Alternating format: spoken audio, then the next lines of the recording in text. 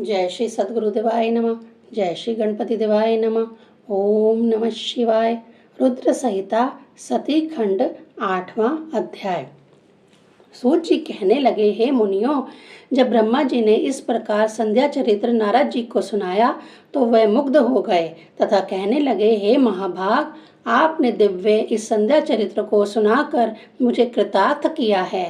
हे ब्रह्मन, अब इसके बाद संध्या ने क्या तप किया, इसका वर्णन करें। तब ब्रह्मा जी बोले, हे नारद, जब संध्या को देखने मात्र से शिवजी ने मुझे अपमानित किया था, तभी शिवजी की माया से मोहित हुआ मैं उनसे ईर्ष्या करने लगा था। इस कोशिश में लगा रहता था कि इसी प्रकार से किस प्रकार उन्हें मोहित करूं। तब रति व मनमंथन को देखकर मैं थोड़ा मोहित हुआ। दक्षादि पुत्रों के पास गया और बोला, हे पुत्रों, तुम्हें ज्ञात है कि संध्या को देखने मात्र से शिवजी ने मुझे बहुत अधिक फटकारा था, जिसकी पीड़ा से मैं आज तक पीड़ित हूँ। जब तक शिवजी किसी स्त्री के प्रति मोहित नहीं हो जाते, तब तक मुझे शांति नहीं मिलेगी। तुम लोगों को अवश्य ही मेरी पीड़ा को दूर करने के लिए कोई उपाय करना चाहिए। मैं ब्रह्मा अपने पुत्रों से ऐसा कह ही रहा था कि उसी समय रति व काम भी वहां आ पहुंचे। मैंने उनकी बहुत प्रशंसा की तथा उन्हें शिवजी को मोहित करने के लिए कहा कि तुम्हारे अतिरिक्त दूसरा कोई उन्हें मोहित नहीं कर सकता। महादेव के मोहित होने पर ही तुम्हारे श्राप की भी शांति होगी व जगत का कल्याण भी।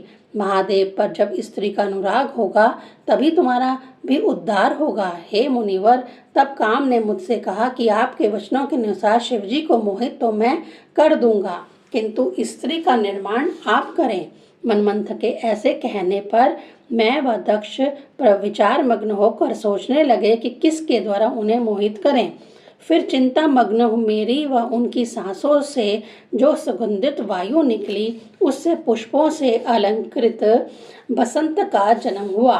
जो पुष्प कमल युक्त कांतिमय पुष्पित ताम्र रस के समान नेत्र, संध्या के उदित चंद्रमा के खंड के समान मुख तथा सुंदर नासिका के समान थी। तब उत्पन्न हुए उस श्रेष्ठ को देखकर मैंने कंदर्प से कहा, हे मनमंथ, तुम काम के सहचर होने के कारण सब देवता तुम्हारे वश में होंगे। यह रमण का हेतु वसंत है, यह लोगों को मोहित करने में तुम्हारा सहायक होगा। हे काम, अब तुम इन बसंत आदि सहचरों को लेकर रति सहित शिवजी को मोहित करने का प्रयत्न करो। फिर रति सहित काम ने मुझे प्रणाम किया तथा शिवजी के निवास स्थान को चला गया। 9वां अध्याय।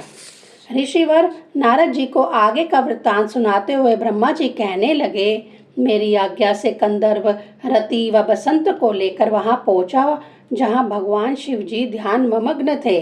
वहां पहुंचकर बसंत के साथ मनमंथ ने लोगों को कामवश करने वाला अपना विलक्षण जाल फैलाया। परम सुंदर रति के साथ अनेक प्रकार की काम क्रीड़ाएं की, जिससे भगवान शंकर का ध्यान भंग होकर स्त्री में अनुरक्त हो जाए, किंतु सदाशिव पर इसका कोई प्रभाव न पड़ा। वह स्थिर व निर्विकार रहे। निराश होकर कामदेव मेरे पास लौट आए और लज्जा से निर्मलता पूर्वक कहने लगे, हे महाभाग, मैं योगेश्वर शंकर जी को अपना काम क्रीड़ाओं से विकृत नहीं कर पाया। उनको कोई भी कामवश नहीं कर सकता। यह कार्य असंभव व कठिन है।